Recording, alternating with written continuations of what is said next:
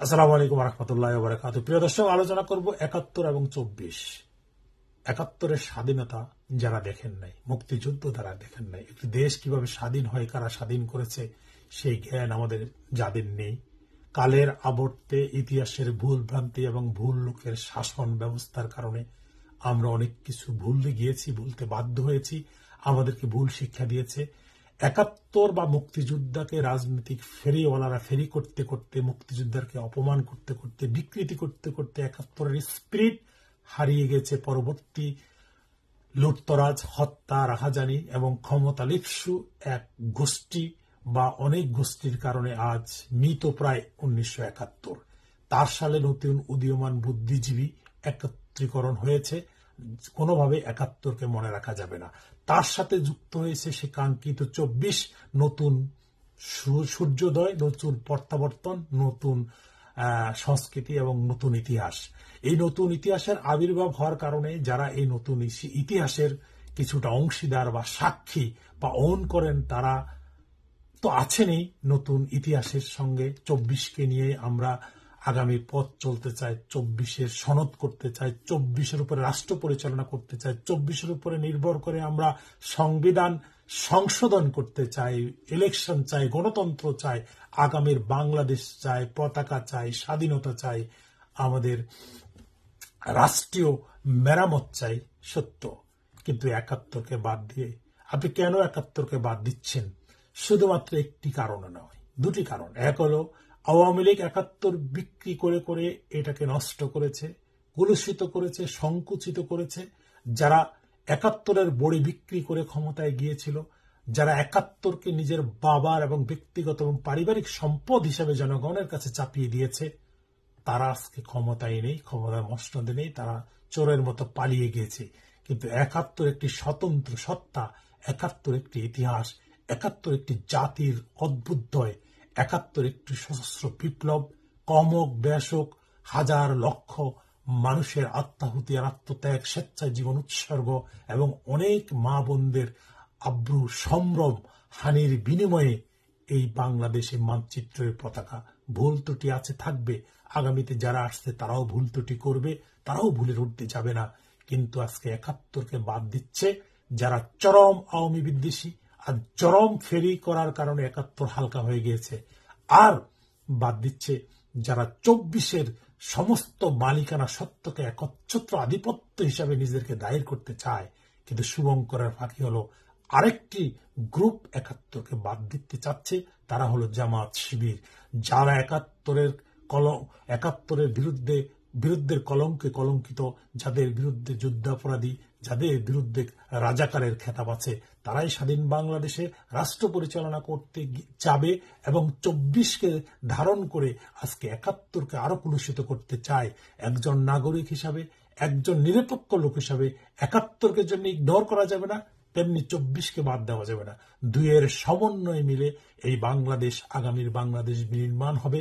দুইয়ের সংবিধান আগে যা আছে সেই অবকাঠামো মধ্যে যদি ভুল ত্রুটি যা আছে, পরবর্তী সরকার আছে, এগুলিকে সংশোধন করতে হবে।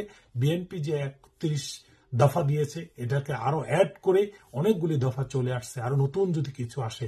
কিন্তু পক্ষপাত পুষ্ট হয়ে, কোন উদ্দেশ্য প্রণোদিত হয়ে, নিজেদের কালিমালে মুক্ত করার জন্য, নিজেদের কলঙ্ক মুক্ত করার জন্য যদি ৭১-কে পিছে ঠেলে দেওয়া হয়, অথবা আজকের বর্তমানে ক্রেডিট নেওয়ার জন্য যদি আপনি মুক্তিযুদ্ধর মতো একটি ইতিহাসকে জাতি থেকে দূরে সরিয়ে দেন, তা কোনোদিন শুভকর হবে না। একদিন যদি ক্ষমতার পট পরিবর্তন হয়, কোনোটাই তো সার্বজনীন নয়। আওয়ামী লীগ তো ২৪-কে কখনো মানে নেবে না, কখনো ওন করবে না।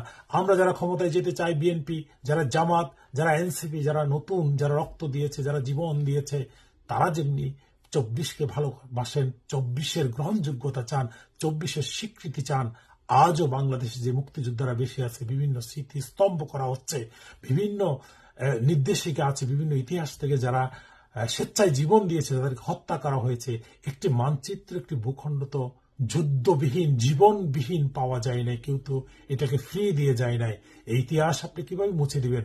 অনেকেই মুক্তিযুদ্ধ নিয়ে তুচ্ছ তাচ্ছিল্য করেন। আপনি তো একদিন মরবেন।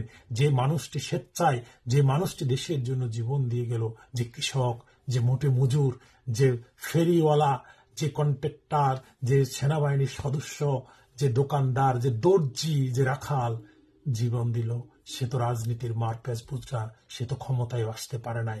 তাই ৭১ যেমনি আমাদের চেতনা, আমাদের জাগরণের অংশ, ২৪ও তেমনি আমাদের নতুন বিপ্লব, নতুন বাংলাদেশের অংশ।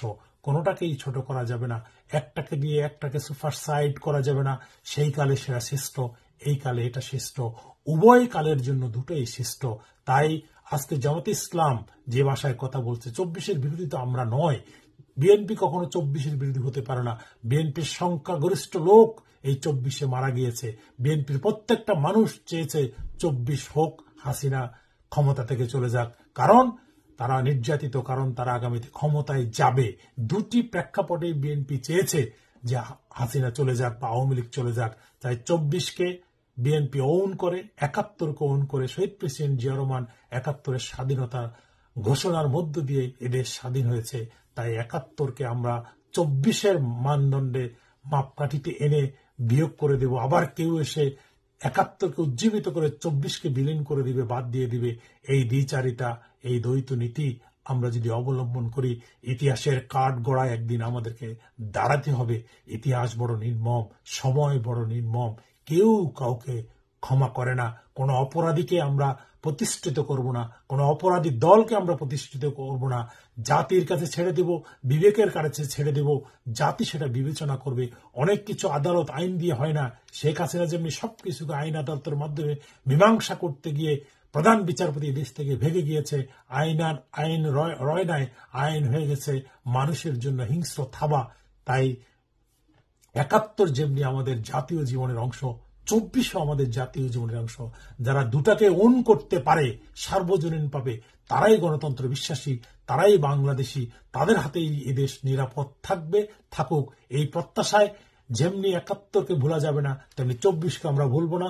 ২৪-এর সনদ হবে ৭১-এর মুক্তিযুদ্ধ ভিত্তিতে এই দেশ গঠন হয়েছে, এটাও বাদ দেওয়া যাবে না। ধন্যবাদ।